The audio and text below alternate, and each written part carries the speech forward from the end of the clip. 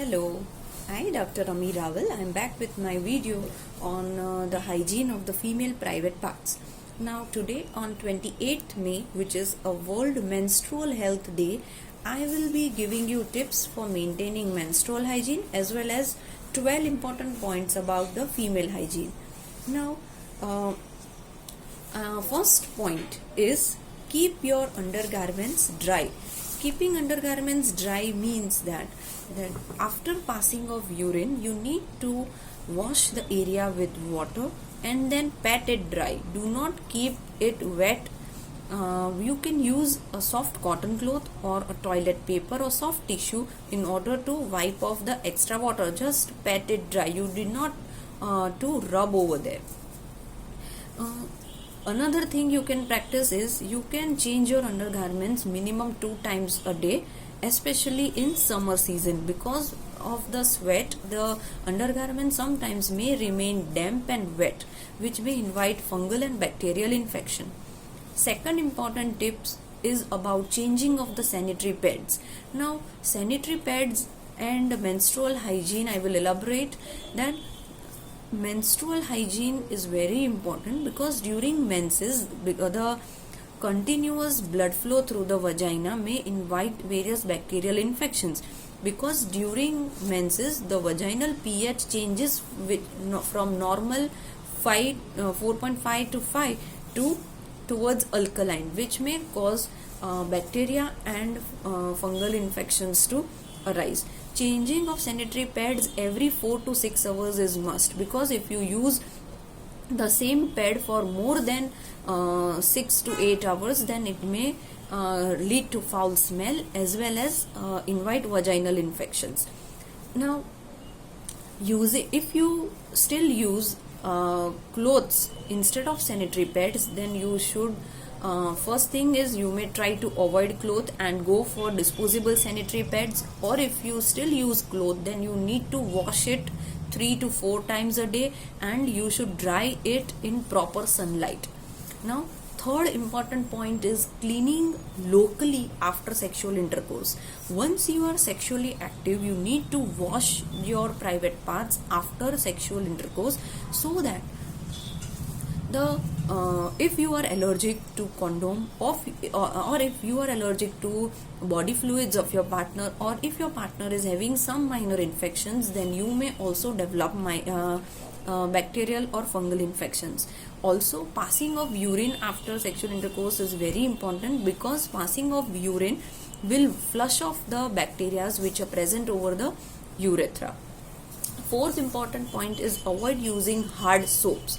Now, sometimes soap are not having a good pH. They are having alkaline pH, which may cause deterioration of your vaginal health, because the pH of your vagina should be maintained between 4.5 to 5.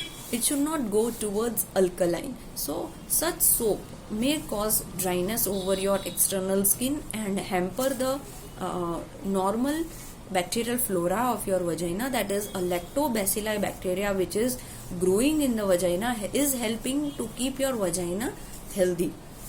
Fifth important point is avoid douching. Avoid repeated and rough cleaning inside the vagina. Some females have a habit of repeatedly using jet spray in the toilet and doing it, spraying forceful jet of water inside the vagina, which is not good for your vaginal health. You just need to wash your vagina only with water externally, or sometimes you can use a mild soap over there. Another extra care like Dettol or Savlon is totally not advisable. Right now, sixth important point is avoid using the scented products. Now, scented products are now available freely in the market, and they feel tempting because you feel that your private part should smell good, but they are very harmful. Even using talcum powder over there is very harmful. There is a study which shows that talcum powder may lead to ovarian or uterine cancer in long run if used regularly. Also, it causes dryness over your private parts, and if the normal moisture which should be present in the vagina and outside is not present, then you may develop dryness, itching, and fungal and bacterial infections. Now, seventh important point is practicing of safe sex. Safe sex, it means that whenever you are not doing family planning, then you should regularly use barrier contraception. Barrier contraception or condom helps you to maintain a good vaginal health and protects you from various sexually transmitted diseases like HIV or hepatitis or VDRL and chlamydia and other several bacterial infections. Even skin to skin contact when your partner is having fungal infection is also harmful. Eighth important point is avoid tight undergarments. Tight undergarments will hamper the air circulation which should be present over there. Don't use nylon or polyester undergarments because it does not soak the sweat and it keeps the area damp. So I would also suggest that the regular swimmers should not wear swimming suit, wet swimming suit for long. They should immediately change the clothes and they should definitely have a bath of normal water. Chlorinated water should also be removed from your private baths immediately. Now, ninth important point is that you should learn the right way to wipe off your genitals. Now, wiping of genitals may sound that what is a big deal about that, but wiping of genitals should be in a single direction from front towards the back, because in females the area of passing urine and passing of toilet is very close to the vagina. So if you wipe off from back to front in a wrong direction, then you are inviting the bacteria from the toilet area to enter into the vagina, which is totally not good for your vaginal health. So you need to wipe off only once from front to back after bathing or after urination. If you wipe off, the direction should be only this, and once you wipe off you from front to back, then from back you just throw the tissue paper or the toilet paper. Now, 10th important point is do not use razor and shave off your hair from the pubic part. Also, complete removal of hair is not advisable. Most advisable scientifically is trimming of your hair with scissors, because a layer of hair is like a protection layer which is made by nature so that it prevents the entry of various bacteria into vagina. Also, you do not need to use hair removal cream over private parts. They are not good for your health of the genitals.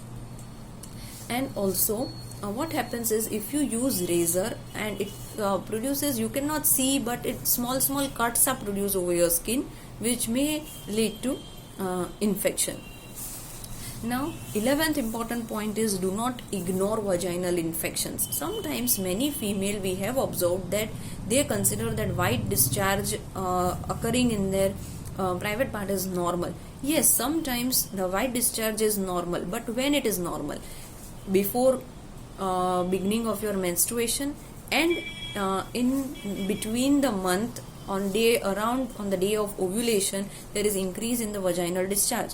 But when the discharge is associated with some amount of itching or burning or burning in urine, or it is associated with a foul smell, then you should immediately consult your gynecologist, because any vaginal infection can lead to cervical or further it may advance to uterine infections. So for maintaining good health, you may consult your gynecologist. Many consider to consult a gynecologist is still a taboo. So come out of that and maintain your good reproductive health. 12th important point is avoid self-medication. Self-medication is, I have seen many patients who take over-the-counter medicines easily available from the medical store, and they treat their infections on their own. But if you do self-medication, then you are harming yourself. Sometimes you need some guidance, some counseling, and you need to diagnose that which type of infection you are having. It is a bacterial infection or a fungal, or it is some other infection or a parasitic infection, right? So once the diagnosis is made, you will get a particular treatment from your gynecologist. Plus partner counseling is also very important for you. So if you go or do self medication, you will miss all these things. So consulting a gynecologist and then taking only that medicine which is not harmful for you, and getting a proper guidance and avoidance of further problem is very important. So I wish that all those females who are listening to me will understand and now maintain a good feminine hygiene from this World Menstrual Hygiene Day. If you have any of the questions regarding this, you can contact me anytime on my hospital number, and also you can ask me any question in direct message also, so that we can cover up all your doubts. Now after few days I will be back with some another interesting topic for you to maintain a good health. Thank you.